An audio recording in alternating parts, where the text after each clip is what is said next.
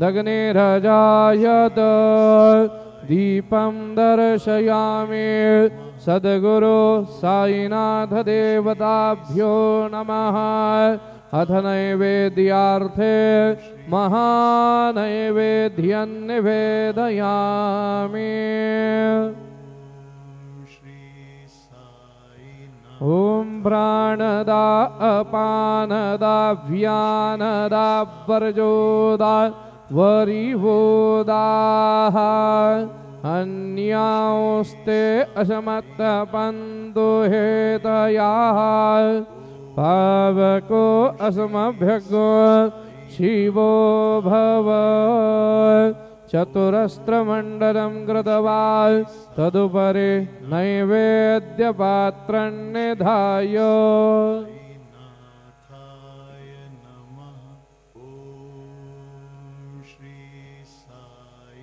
गायत्री मंत्रेण पात्रान् सम्प्रोक्ष धेनुमदराम् अमृतीकृत्य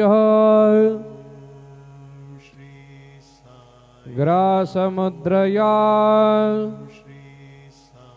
ॐ प्राणाय स्वाहा ॐ अपानाय स्वाहा ॐ व्यानाय स्वाहा ॐ उदानाय स्वाहा ॐ समानाय स्वाहा ॐ ब्रह्मणे नमः मध्यपानीयं समर्पयामि पुनर्नैवेद्यं निवेदयामि ॐ प्राणाय स्वाहा ॐ अपानाय स्वाहा ॐ व्यानाय स्वाहा ॐ उदानाय स्वाहा ॐ समानाय स्वाहा ॐ ब्रह्मणे नमः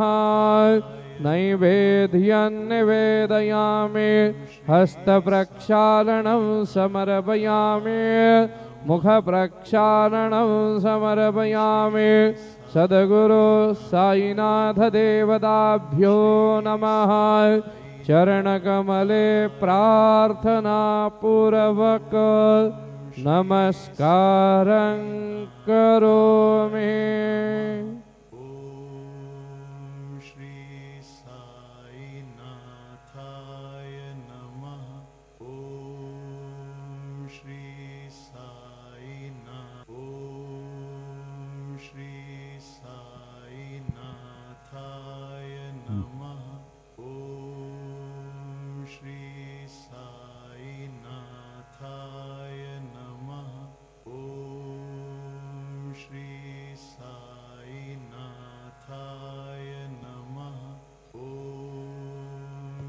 आता माध्यान्ह आरती सुरू होत आहे।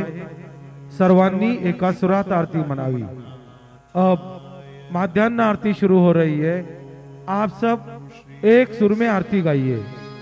श्री सच्चिदानंद सद्गुरु साईनाथ महाराज की जय।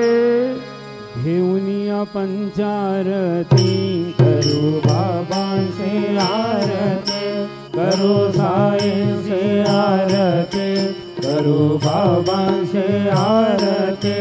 उठा उठा हो बांधव, हो वाळू हार माधव, साई माधव, हो वाळू हार माधव। करुणी आस्थिर मन, पाहु गंभीर हे ध्यान, साईंचे हे ध्यान, पाहु गंभीर हे ध्यान। कृष्णनाथा दत्त सेव दत्त, हरि ओम यज्ञेन यज्ञमयजन्त देवा, तानि धर्माणि प्रथमान्यासन्न, ते हनागं महिमानः सचन्द्र यत्र पूर्वे साध्या सन्ति देवाः। ॐ राजाधिराजाय प्रसह्य साहिने, नमो वयं वै श्रवणाय कुर्महे समे कामान् कामकामाय मह्यो कामेश्वरो वै श्रवणो दधातु कुबेराय वै श्रवणाय महाराजाय नमः।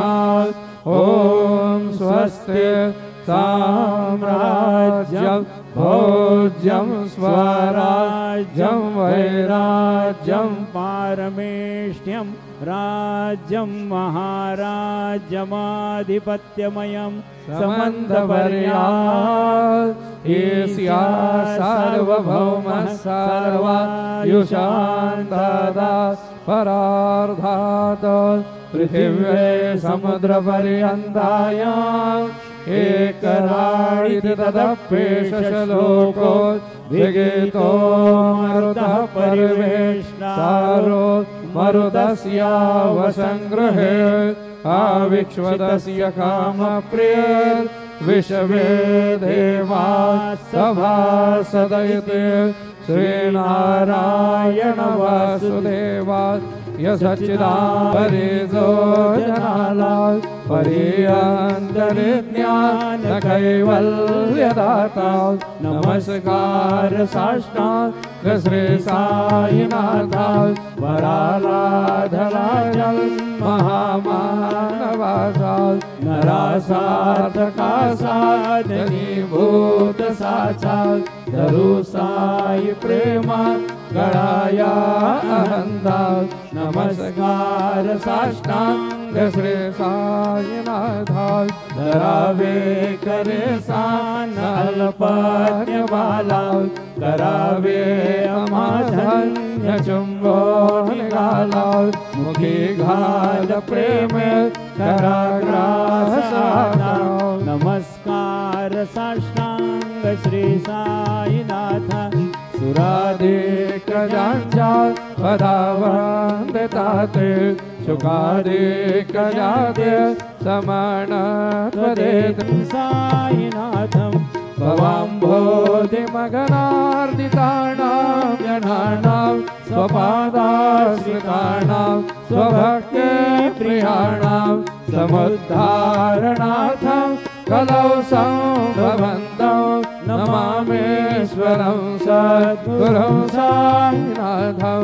सदानिम्बवृक्षस्य मूलाधिवासात् सुधास्त्राविणन्दितमप्यप्रियन्तं धर्मकल्पवृक्षाधिकं साधयन्तं नमामीश्वरं सद्गुरुं साईनाथं सदा कल्पवृक्षस्य तस्याधिमूले भवद्भा प्रसेद साई सद्गुरो दयानिधे श्री साईनाथ चरणा मृदपोत चित्ता तदपाद सेवनरतः सततं च भक्त्या संसारजन्य दुर्धा धवनिर्गतास्ते कैवल्यधाम परमं समवाप्नुवन्ति स्तोत्रमें तत्पठेद भक्त्या यो नरस्तृणमनः सदा सद्गुरुः साईनाथस्य कृपापात्रं भवेत् ध्रुवं करचरणकृतं वा कायजं कर्मजं वा श्रवणनयनजं वा मानसं वापराधं विदितमविदितं वा सर्वमेतत्क्षमस्व जय जय करुणाब्धे श्री प्रभो साईनाथ श्री सच्चिदानंद सद्गुरु साईनाथ महाराज के जय। राजा